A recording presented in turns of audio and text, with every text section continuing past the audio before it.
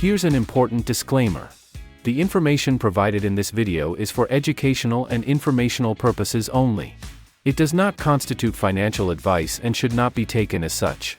Always do your own research or consult with a professional financial advisor before making any investment decisions. Hey everyone, welcome back to our MetalX lending series.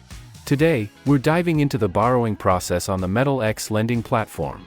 Borrowing tokens can get a little tricky because of the different mechanics and dependencies involved, so we're going to split this into multiple parts instead of cramming everything into one episode. Alright, let's jump in. We'll start in the portfolio view on the MetalX lending site.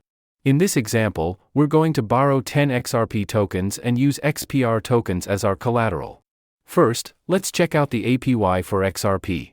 When borrowing, we get 15.41%, made up of 16.4% loan minus 0.99% XRP. If you're not sure how APY works for borrowing or lending, I recommend watching the first two videos in this series first, then coming back to this one. Now, let's click on Borrow next to XRP and look at the important fields and parameters. Borrow amount, the number of XRP tokens you want to borrow.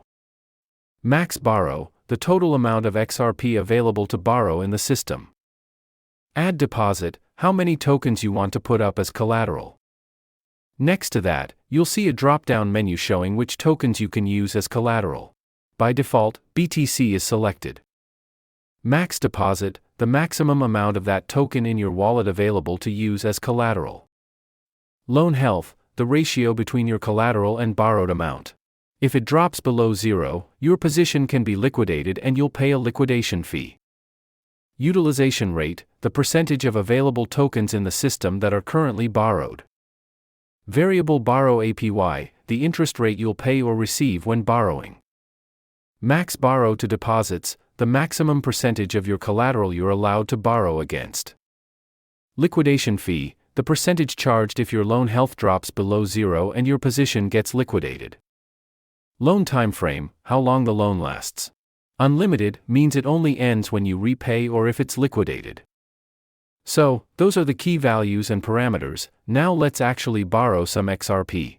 First, we're going to change the deposit token currency to XPR. Right away, you'll notice the numbers change compared to BTC. The APY changes, but also the max borrow to deposit value drops to 40%. That's because different tokens have different limits depending on market conditions and volatility. Let's double-check the APY. We get 16.4% loan, but we pay 0.99% in XRP. And here's something super important to remember, loans always have to be repaid in the token you borrowed. So in our case, we'll definitely have to pay back more XRP than we borrowed. Depending on how XRP's price moves, this can work for or against us, because we'll have to buy the XRP at market price later to close the loan.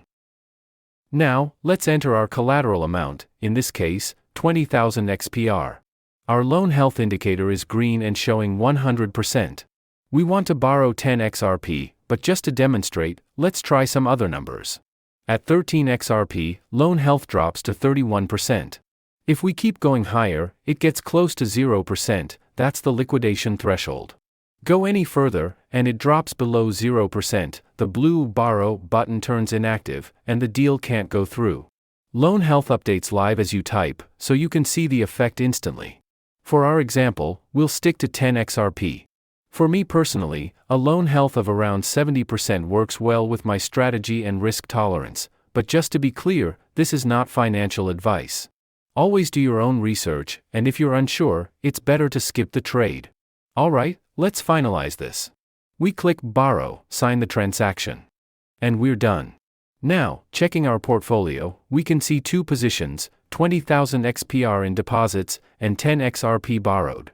At the top, we can see total deposits, total borrows, and the overall loan health for all positions combined. We'll need to keep an eye on that health value, as well as the variable APYs, so we can adjust our strategy before things get risky. And that's it. You've just seen the borrowing process on MetalX lending from start to finish. I hope this episode helped you understand the borrowing process a little better. In the upcoming videos, we'll borrow some more tokens and also take a look at what happens when loan health drops below zero. Take care and have a good time. Your block producer, Bloxprod.